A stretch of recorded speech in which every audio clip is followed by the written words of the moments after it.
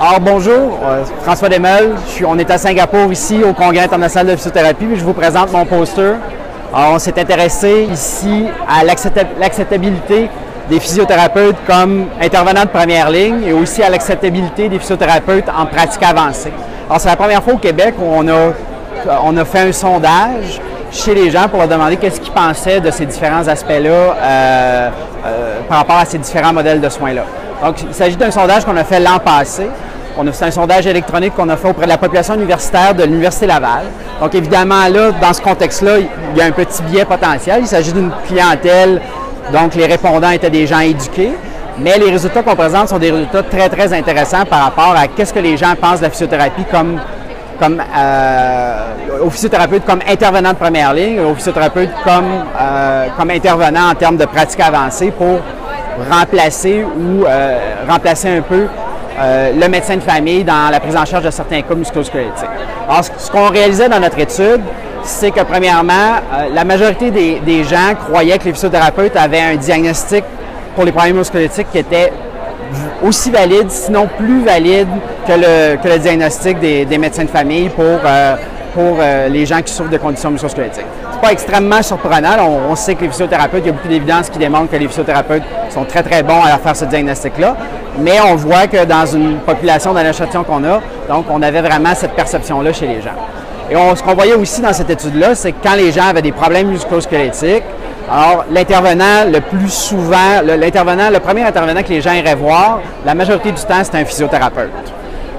Cependant, il y a quand même une proportion importante de gens qui considéraient qu'ils devaient voir leur médecin de famille quand même s'ils allaient voir un physiothérapeute. Donc là, il y a un petit bémol par rapport à l'autonomie que les physiothérapeutes ont de façon générale. Même si on pense que les physiothérapeutes sont compétents, on veut quand même aller voir notre médecin de famille. Puis il pourrait y avoir différentes raisons pour ça, entre autres la demande pour de l'imagerie diagnostique ou des choses comme ça. Donc ça, c'était vraiment les questions qu'on posait par rapport à l'autonomie d'un physiothérapeute normal pour la prise en charge initiale de problèmes musculo-squelettiques. Le reste du questionnaire qu'on demandait à nos 500 participants, c'était qu'est-ce que vous pensez de la physiothérapie en pratique avancée? Puis là, on leur avait expliqué un petit peu avant qu'est-ce qu'il s'agissait. Donc, la physiothérapie en pratique avancée, de quoi il s'agit. Donc, il s'agit d'un physiothérapeute plus autonome ou qu'on va lui permettre d'avoir des actes médicaux délégués, un peu comme les infirmières praticiennes. C'était l'exemple qu'on donnait. Alors, les gens étaient très réceptifs à ce type de modèle-là. Les gens, la majorité, plus de 90% pensaient que c'était des choses qui devraient être développées au Québec. Et par rapport aux actes médicaux délégués, tous les gens étaient très à l'aise.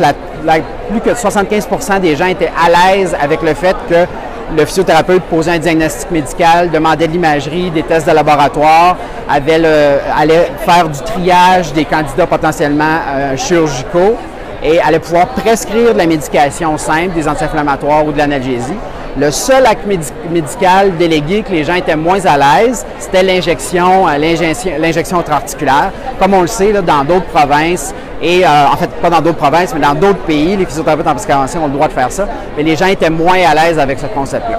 Ceci dit, en conclusion, les gens étaient très réceptifs à voir des physiothérapeutes en pratique avancée implantés de façon générale au Québec. Donc, il s'agit ici, en fait, d'un premier sondage qui a été fait là, pour montrer un peu, voir un peu la perception du public par rapport à ces nouveaux modèles de soins.